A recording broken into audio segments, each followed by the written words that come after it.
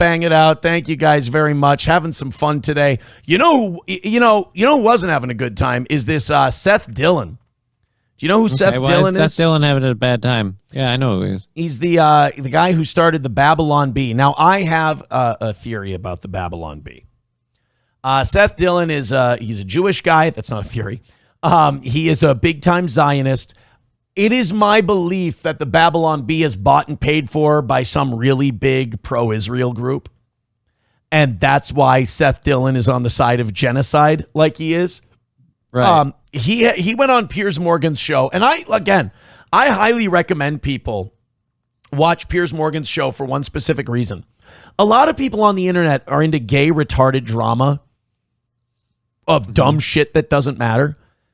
This is a good way for you to get into the news and get away from the brain-rotting drama shit, because Piers Morgan covers important news stories, but he's all about drama. So he'll get those guys. Right. You're getting news drama with Piers Morgan instead of like, hey, this autistic, retarded person I'm watching on a stream makes me feel better about what a piece of shit I am, so I'm going to pretend I'm superior. Don't do that. Yeah. So Dave Smith went on to talk to Seth Dillon about, there's this whole debate that popped up about Nick Fuentes and Tucker Carlson doing a show together. That apparently made a few people's minds pop, which is weird. Well, fucking Josh Hammer, remember the guy who was on that text chain with Charlie Kirk when Charlie was like, I'm going to fucking bring Candace Owens here. I'm done with the Jews. I'm abandoning my pro-Israel position. Josh Hammer was the guy who went, oh, God, not Candace. Don't do that. My God, what are we going to do? I couldn't find my Jewish voice at first there. But Josh Hammer was so angry about the Tucker Carlson, Nick Fuentes thing that he called for Tucker Carlson to be put to death. What? Josh Hammer over the weekend said that he should be neutralized. You guys realize like one of the big takeaways from that is like, hey, sorry I called you a Fed. Sorry I called you a Fed. Like the mutual apology of accusing each other of being a Fed. And then, like, for Tucker Carlson, like, my father worked for the CIA. It's like, right. That was funny. You're a Fed. There was also a part in that interview where Tucker Carlson said, you called Joe Kent. You said that Joe Kent worked for the CIA. Now, he did work for the CIA, but, like, it's like, well, wait a minute. Which one? Come on, Tucker. Is he wrong, or did he call it right? I'm confused. Yeah, we got to be consistent here, Tuck. But it was funny for them to go, yeah, that part where they goes, I called you a Fed. I called you a Fed. They kind of did the Spider-Man meme. Yeah. A little bit. So before we get into this, I just thank you, Red Fox Mad, for the $4.99 that puts us $130 away.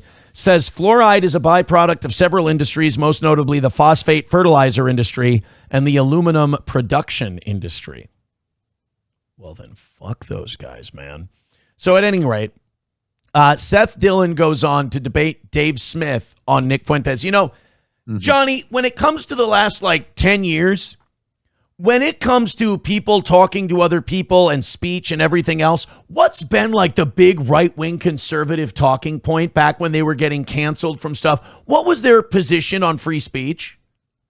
Anything's fair to say.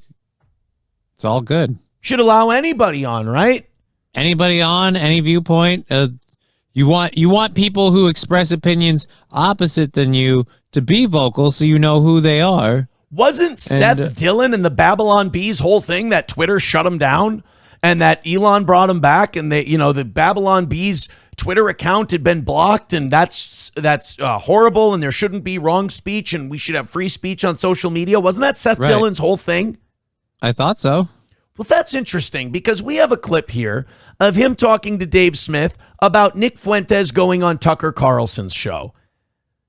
I want you to remember this phrase. Now, remember, Seth Dillon, Babylon Bee, free speech, it's important, it's this and that. Johnny, do you think a guy who's pro-free speech should say the sentence, and I quote, I think gatekeeping is a good thing? No, that's literally the opposite of free speech. Okay, just remember that, because this is a 3-minute clip. I'm going to try not to pause too much.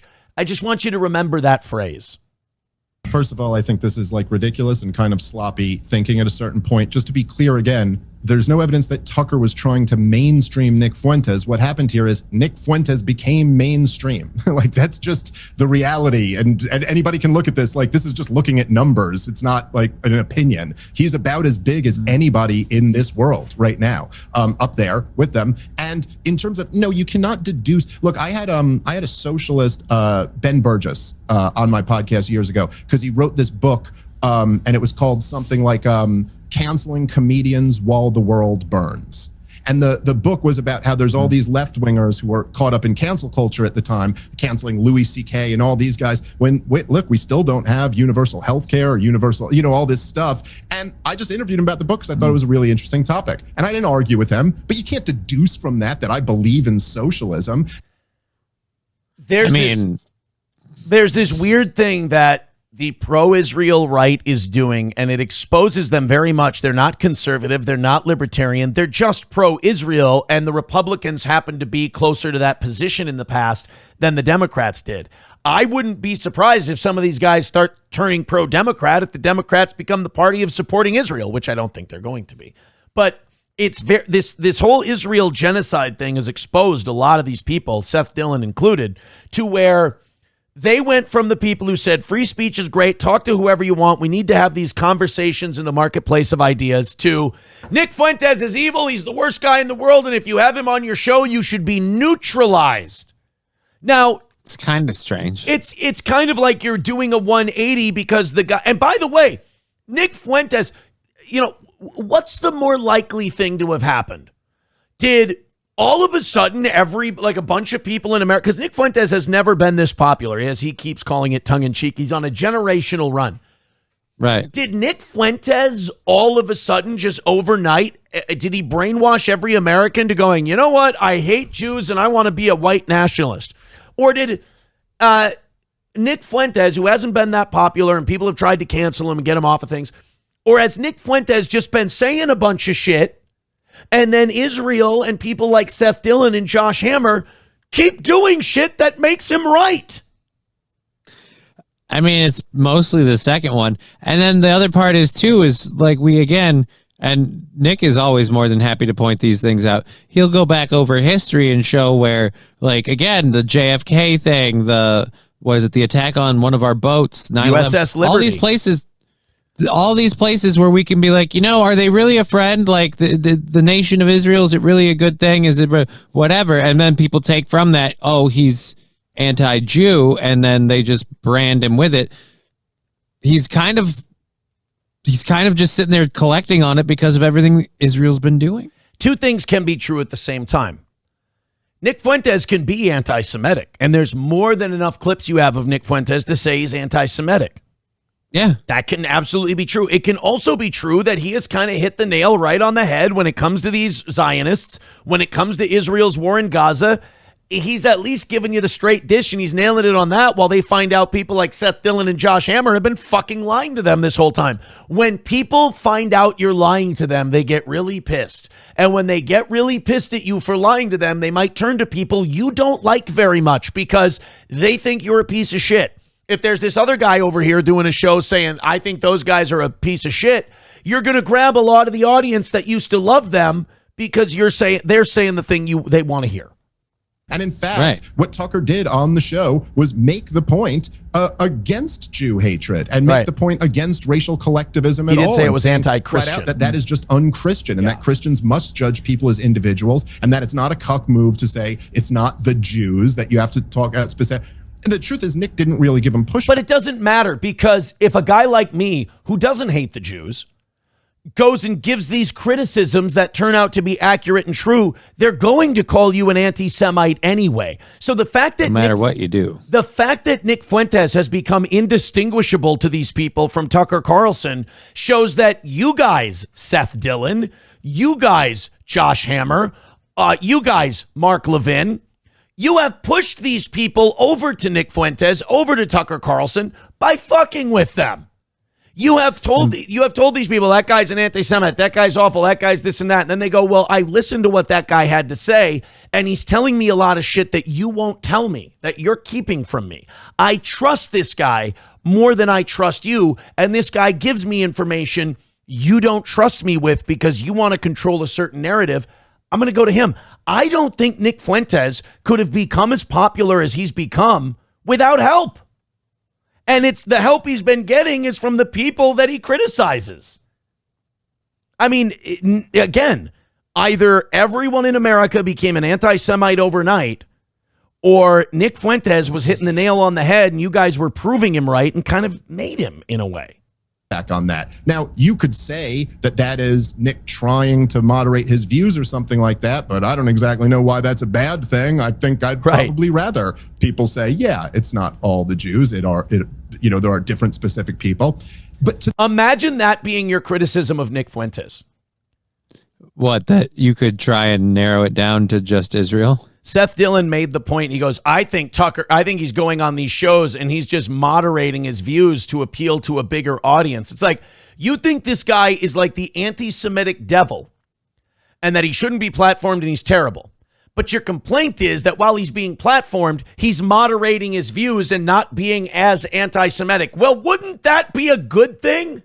He's toning himself down publicly to be more palatable. Like, you do realize if he gets what quote unquote he wants, he'll just do a big show. I mean, it's not like we have to suddenly then start buying into all his bullshit. Like, I don't understand what's the problem here. It sounds like you're getting what you want. He's softening. We can't let Nick Fuentes get very popular and go on all these shows. He'll start moderating his views and changing a little and being much more reasonable. And then we won't have our anti-Semitic devil on the right that we can point at and say he's the bad guy. the bigger point here, I think look, when you say, oh, there's these people with conspiracy theories, they're not connecting dots. Again, yes, that's true. It's also prevalent everywhere. Every single day, Mark Levin gets on Twitter and tweets Tucker Carlson. That's what he calls him every single day. What is that other than a ridiculous conspiracy? There's never been. It's also that Mark Levin's a hack and he comes up with gay names for everybody, like PMSNBC. That's a good one, right? A shred of evidence. Laura Loomer, the most disingenuous person on the internet, once produced a document that said that a group in Qatar was trying to facilitate an interview with Tucker Carlson and a Qatari leader. There's no evidence that Tucker Carlson, the man in his 50s with tons of money, started going on the payroll of Qatar. This stuff is everywhere. And, I would just say that when you say, hey, there are certain views, like I find Alex Jones' view on Sandy Hook disgusting. I find Nick Fuentes' views on race disgusting or something like that. Okay, look, if I'm being completely honest, I find your views on Gaza disgusting. But whatever, man, let's still sit down and talk about it, because what else are we going to do? I mean, how many options do we really have here? We can fight, we can go to war, or we can try to argue this like civilized men and see who's more persuaded by our case. And for all you guys, say whatever you will about Nick Fuentes. I've known him over the years. I don't know him super well, but I do know him. And full disclosure, I got to admit, I kind of like him. I disagree with him on a lot of things, and he disagrees with me on a lot of things. One thing I cannot say about him, he is willing to debate. So when you sit here, Seth, and you're like, Tucker should have handled him like this, Tucker should have screamed bigot at him the whole time, why don't you give that a shot? I bet he'd do it.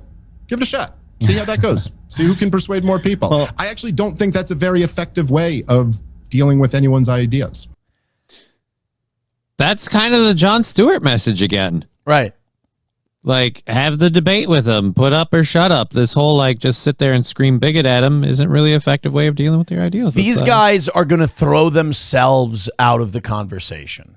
The Seth Dillons of the world. And I believe that Seth Dillon is just a pawn of much wealthier and more powerful people. But he's going to throw himself right out of credibility, because he's going to be this guy who said free speech, free speech, free speech. And now all of a sudden, we shouldn't have Nick Fuentes on. And let me tell you what that does.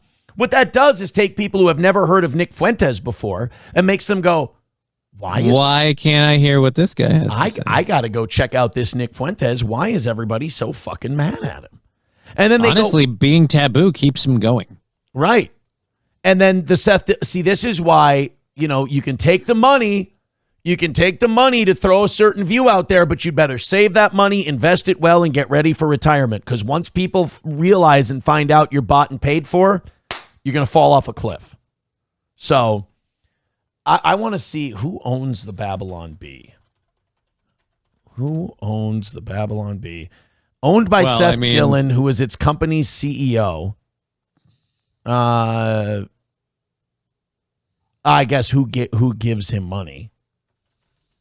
Now we're talking. Because I have a hard time believing that these, like, why anchor yourself to this shitty? Oh, here we go. The Babylon Bee receives money from various sources, including direct financial contributions from its subscribers, revenue from its subscription-based services, merchandise sales, advertising, sponsorships, affiliate marketing, crowdfunding, and content licensing. Additionally, according to Open Secrets, individual employees, owners, and their family members have made political campaign contributions, but the organization itself does not donate. Okay, so here we go. The numbers are pages from PACs and individuals giving $200 or more. All right. So I don't understand conservative Christian. That's the thing that always, like, if it's a conservative Christian thing, why do they play really hard for that team? Well, because there's a lot of Christians out there that believe that Jesus can't come back until the Jews control that part of the world. So, like, God's flight's delayed until he has a landing strip. Exactly. Shuli Madoff with $5 says Dave Smith, not a comedian, but he is on the right side of history. I will say I enjoy Dave Smith more as a commentator than I do as a comedian. I never found his stand-up to really stand out. But I think I think he presents the news in an entertaining way, and I think there's value in that.